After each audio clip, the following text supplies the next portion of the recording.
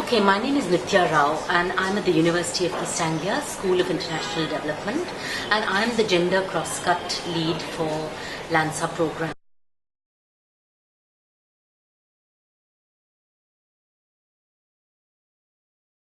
Yeah.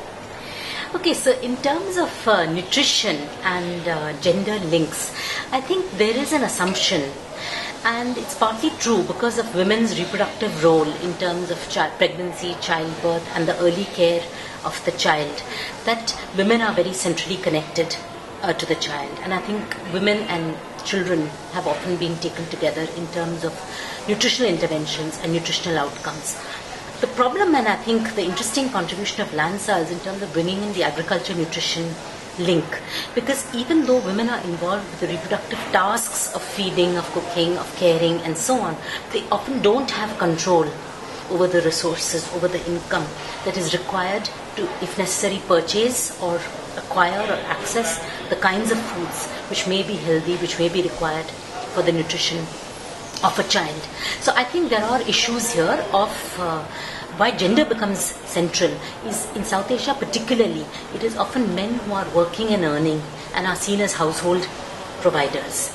So we expect that women will look after the nutrition of the children, but we never take into the equation that actually man might be the controller of the income and the decision maker in the household.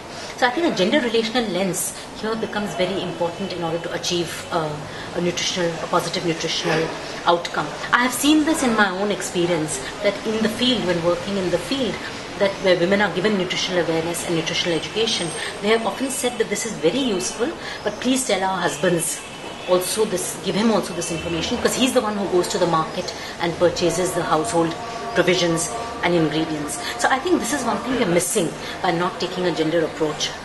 A second important element in the nutrition agriculture link is that the nutritional requirement, and I think this, a lot of evidence does show already, that the nutritional requirement is not a standard nutritional requirement across people and across age groups and so on. It depends very much on age, the work one does, the intensity of work that one is engaged in, therefore the energy that one is using, whether technologies are available to help with that work or not. So there's a whole bundle of factors that influence how much energy is being consumed or how much nutritional requirement a person actually has.